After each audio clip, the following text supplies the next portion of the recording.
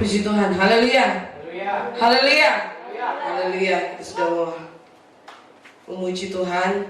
Dan mungkin ada yang bertanya, kok Bapak Gembala dan Ibu Gembala gak ada? Bapak Gembala dan Ibu Gembala kita pada saat ini lagi melayani di rumah duka Ibu Pendeta almarhumah Medi, marganya Dato, lupa saya namanya. Ibu almarhum pendeta ini meninggal, dan yang dipercayakan untuk melayani malam ini itu gembala kita, jadi tidak bisa hadir, dan semalaman juga diundur nanti minggu depan. Nah, puji Tuhan, kita lanjut. Pada saat malam hari ini kita sudah memuji Tuhan dengan tema bagaimana betapa besar kasih Tuhan dalam setiap kehidupan kita. Amin. Puji Tuhan. Langsung saja kita buka Alkitab kita yang terdapat di dalam 1 Korintus pasalnya yang ke-10. Ayat ini sudah tidak asing dalam setiap kehidupan kita, orang-orang percaya, yang selalu menguatkan kehidupan kita dikala kita mengalami kelemahan. 1 Korintus pasal yang ke-10 ayatnya yang ke-13. 1 Korintus pasal yang ke-10 ayat yang ke-13. Yang sudah dapatkan katakan amin. Amin, puji Tuhan. Dalam kehitungan yang ketiga kita akan bacakan sama-sama.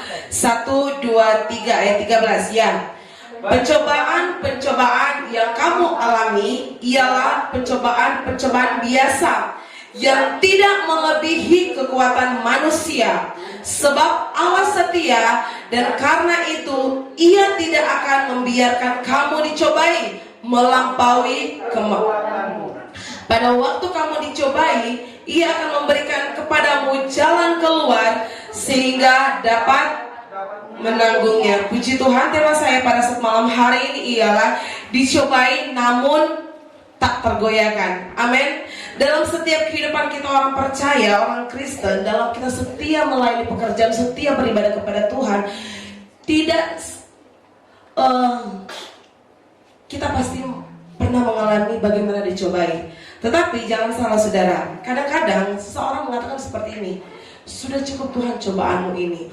Cobaan itu bukan dari Tuhan saudara ya, tetapi melainkan dari iblis seizin dari Tuhan. Tuhan tidak pernah mencobai kita, amin.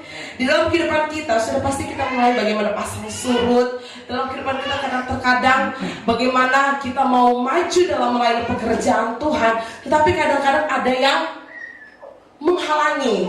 Itulah cobaan. Menghalangi kita untuk apa? Lebih maju lagi dalam melayani pekerjaan Tuhan, lebih maju lagi dalam dewasa rohani, lebih maju lagi dalam meningkatkan kedewasaan kita dalam kita mengiring akan Tuhan. Puji Tuhan. Kita buka Alkitab kita dalam Matius pasal yang ke-7. Matius pasal yang ke-7 ayatnya yang ke-24. Saya akan bacakan untuk kita semua. Di sana dikatakan, setiap orang yang mendengarkan perkataanku ini dan melakukannya, ia sama dengan orang yang bijaksana yang mendirikan rumahnya di atas batu. Ayat 25. Kemudian turunlah hujan dan datanglah banjir, lalu angin melanda rumah itu, tetapi rumah itu tidak rubuh sebab didirikan di atas batu. Kehidupan kita sama seperti dua macam dasar ini. Kita sudah merasakan dalam kehidupan kita melayani pekerjaan Tuhan dengan sungguh-sungguh. Datang tiba-tiba hujan, badai, membuat kehidupan kita apa coba? Membuat kehidupan kita terkadang-kadang ingin mundur lagi.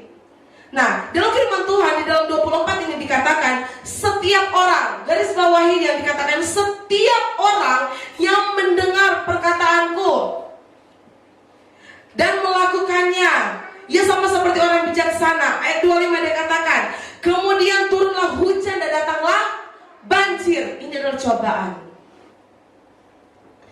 Ia lalu angin melanda rumah itu, tetapi rumah itu tidak rubuh sebab didirikan di atas batu. Amin. Batu itu adalah dasar firman dalam setiap kehidupan kita. Yang percaya katakan amin. Kita ingin percaya, saya percaya semua kita di sini adalah orang yang dewasa rohani. Amin.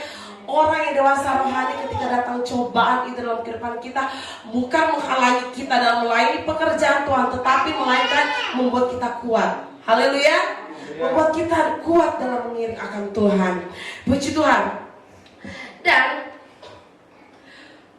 agar supaya kita terhindar dari bagaimana kita kuat dalam menghadapi cobaan, kita harus tetap berjaga-jaga. Betapa pentingnya berjaga-jaga itu. Firman Tuhan mengatakan di dalam Matius pasal yang ke-26 ayat 40. Matius pasal yang ke-26 ayatnya yang ke-40 sampai ayatnya yang ke-41. Saya akan bacakan untuk kita semua. Setelah itu ia kembali kepada murid-muridnya itu dan mendapati mereka sedang tidur. Dan ia berkata kepada Petrus, "Tidakkah kamu sanggup berjaga-jaga 1 jam saja dengan aku?" 41. "Berjaga-jagalah dan berdoalah, supaya kamu jangan jatuh ke dalam pencobaan. Roh memang penurut, tetapi daging lemah." Terkadang orang Kristen, saudara, orang yang percaya kepada Tuhan, memakai ayat ini agar supaya apa? Mempertahankan keegoannya. Ayat yang mana? Roh memang penurut tapi daging lemah. Orang yang kadang-kadang gini, kamu rajin dong ibadah. Ya gimana lah, roh memang penurut tapi daging lemah nih, gimana dong? Nah, ini membuat kita hanya stuck di situ, tidak akan maju. Karena apa? Kita berpatokan dalam ayat ini. Padahal ayat ini ada atasnya. Di sana dikatakan apa? Berjaga-jaga dan berdoalah. Kalau kita cuma untuk menurut keinginan kita, keegoisan kita, kelemahan kita, yaitu roh memang penurut tetapi daging lemah. Nah, di situ orang hanya berpatokan dalam ayat ini, dia tidak akan maju dalam melayani pekerjaan Tuhan. Dia tidak akan maju menjadi seorang yang dewasa rohani. Dan dia akan stuck di situ, hanya kalau misalnya ke gereja hanya rutinitas. Amin. Maka dari itu firman Tuhan katakan, kalau kita tetap kuat dalam menghadapi segala sesuatu, yaitu seperti tema saya pada malam hari ini, dicobain namun tak tergoyahkan. Kita harus tetap berjaga-jaga, saudara. Haleluya. Di dalam firman Tuhan katakan di ayat yang ke-10 dikatakan, tidakkah kamu sanggup? Ini kata Tuhan Yesus kepada murid-muridnya. Tidakkah kamu sanggup berjaga-jaga 1 jam saja dengan aku? Kita di sini harus tetap berjaga-jaga, amin. Karena kita melihat bagaimana di TV kita lihat bagaimana perang Israel, amin. Ya, itu sudah menunjukkan bagaimana akhir-akhir ini sudah dekat. Haleluya. Maka dari itu kita pentingnya untuk bagaimana kita berjaga-jaga, amin. Berjaga-jaga dan tetap berdoa agar supaya apa? Firman Tuhan katakan, agar kita tidak jatuh ke dalam pencobaan. Amin. 1 Petrus 5 ayat yang ke-8. 1 Petrus 5 ayat ke-8 dikatakan begini. Sadarlah dan berjaga-jagalah. Lawanmu si iblis berjalan keliling sama seperti singa yang mengaum-ngaum dan mencari orang yang dapat ditelannya. Ya, dalam kehidupan kita sehari-hari ternyata kita dipantau terus sama si bego ini ya. Kita dipantau terus ternyata ya. Maka dari itu firman Tuhan katakan lagi bagaimana kita harus berjaga-jaga. Lawanmu si iblis berjalan keliling sama seperti singa. Iblis ini, saudara, dia tidak mau sendiri. Kalau misalnya mau ke neraka, dia mau cari pasukan juga. Dia gak mau kalah sama seperti Tuhan. Dia akan menghalangi kita agar supaya apa? Dia mau kita mengikuti dia menjadi sebagai apa? Pasukannya dia untuk kemana? Terjun ke sono. Dan pentingnya kita berjaga-jaga, amin. Agar supaya apa? Iman kita tetap teguh di dasar firman Tuhan, amin. Tak tergoyahkan. Kalau kita mendirikan rumah, otomatis kita harus mendirikan apa dulu? Fondasinya dulu. Bukan langsung di semen, dipasang keramik, bang udah, tidak. Tetapi harus ada fondasinya. Kehidupan orang Kristen, kehidupan depan kita sebagai orang percaya, jemaat-jemaat Tuhan dikasih oleh Tuhan, kita juga harus mempunyai fondasi yang kuat. Yaitu apa? Firman Tuhan dan keimanan kita kepada Tuhan. Amin. Keimanan kita kepada Tuhan adalah bentuk dalam kehidupan kita dasar fondasi yang kuat. Amin. Haleluya. Kenapa kita harus berjaga-jaga? Seperti saya bilang tadi, tugas iblis adalah untuk melemahkan iman kita. Dia ingin membuat pasukan juga, sama seperti Tuhan. Tuhan juga mempunyai pasukan. Itu siapa? Saya dan saudara. Amin. Haleluya. Nah, maka dari itu kita harus tetap seperti firman Tuhan katakan. Bagaimana kita harus berjaga-jaga. Ayat 9 katakan, masih dalam 1 Petrus. Lawanlah dia dengan iman yang teguh. Sebab kamu tahu bahwa semua saudaramu di seluruh dunia menanggung penderitaan yang sama. Ayat 10. Dan Allah sumber segala kasih karunia yang telah memanggil kamu dan saya dalam Kristus kepada kemuliaannya yang kekal akan melengkapi, meneguhkan, menguatkan dan mengkokohkan kamu sesudah kamu menderita seketika selamanya. Katakan amin. Kita akan diperkuat. Haleluya. Kokoh. Tuhan akan selalu memelihara kita. Andalkan Tuhan dalam setiap kehidupan kita. Amin. Jangan mengandalkan diri kita sendiri. Haleluya. Terkutuklah orang yang mengandalkan diri sendiri, orang lain. Ya. Pencobaan dalam kehidupan kita seperti dalam 1 Korintus. Kembali lagi kita di dalam 1 Korintus tadi. 1 Korintus pasal yang ke-10 ayat 13 tadi dikatakan, pencobaan-pencobaan yang kamu alami adalah pencobaan biasa sebenarnya. Cuman terkadang kita manusia ini lebay.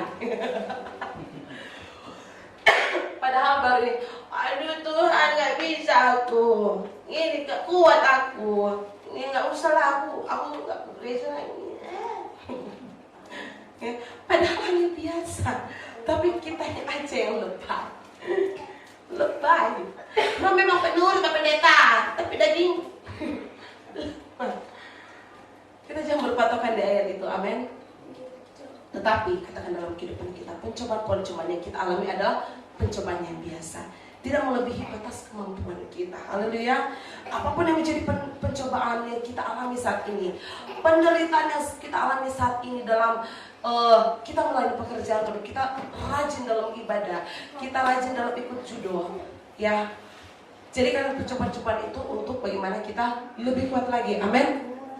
Itulah firman Tuhan tadi katakan. Orang yang setia, orang yang melakukan firman-Nya akan ada angin. Ada angin seperti kalau kita ibadah, ada angin. Ngantuk deh. Ya. Tuhan itu setia dalam setiap kehidupan kita. Amin. Maka dari itu Dia memilih orang yang setia, karena Dia adalah Tuhan yang setia. Haleluya.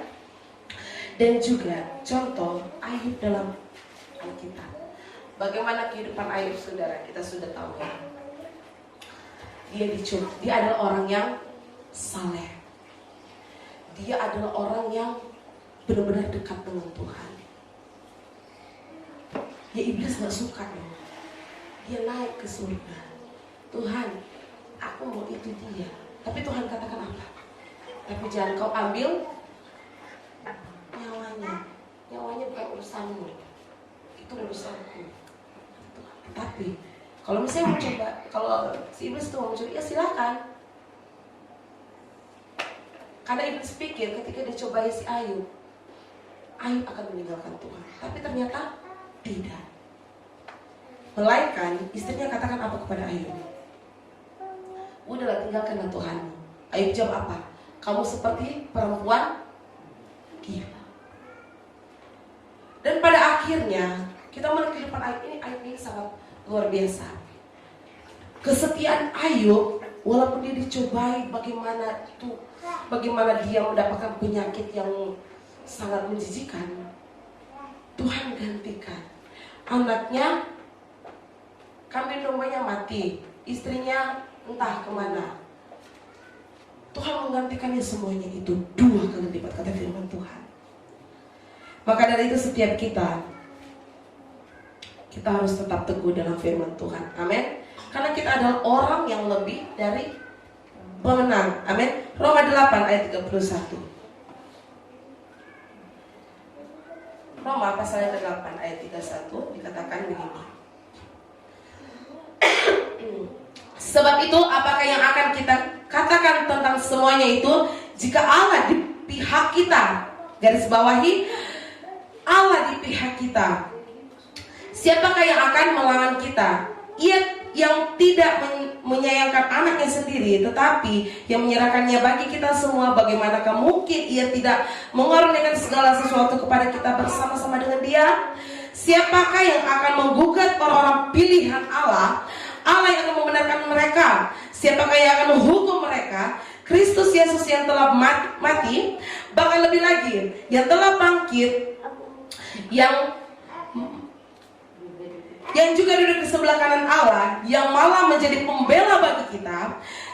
Siapakah yang akan memisahkan kita dari kasih Kristus? Penindasan atau kesesakan atau penganiayaan atau kelaparan, ketelanjangan atau bahaya atau pedang, seperti ada tertulis, oleh karena engkau kami ada dalam bahaya maut sepanjang hari.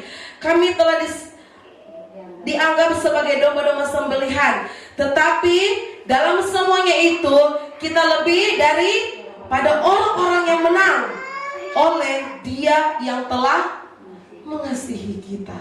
Amin. Luar biasa Tuhan kita itu. Amin. Dia bukan cuma Allah yang setia, Dia membela kita sekalipun kita sering mengecewakan Tuhan. Haleluya. Dia tetap membela kita. Dia tidak pernah mengecewakan kita, saudara. Salah orang yang, Tuhan aku kecewa samamu. Tidak, Tuhan yang kecewa sama dia. Karena Tuhan tidak pernah mengecewakan. Amin. Dalam pencobaan apapun Dia akan tetap selalu membela kita, karena Dia adalah Tuhan yang setia. Maka dari itu kita tetap berjaga-jaga dan berdoa. Selagi masih ada waktu Tuhan memberikan kesempatan dalam setiap kehidupan kita, tetap kita lakukan kesempatan itu. Amin. Kita harus tetap tidak menyanyiakan kesempatan yang Tuhan beri dalam kehidupan kita.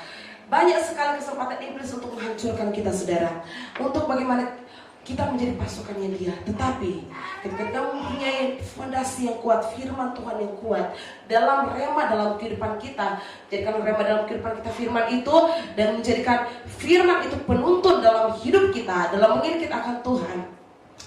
Percayalah, setiap apa yang kita lakukan, dalam Mazmur pasal yang pertama dikatakan ayat 1 sampai ayat yang berapa tuh? 10. Kita sama seperti orang yang ditanam di tanaman yang ditanam di pinggiran air, yang menghasilkan buahnya pada musimnya. Haleluya. Puji Tuhan. Saya tidak tahu apa yang menjadi permasalahan kita, tetapi yakin percaya seperti firman Tuhan katakan tadi, Dia akan membela kita. Amin.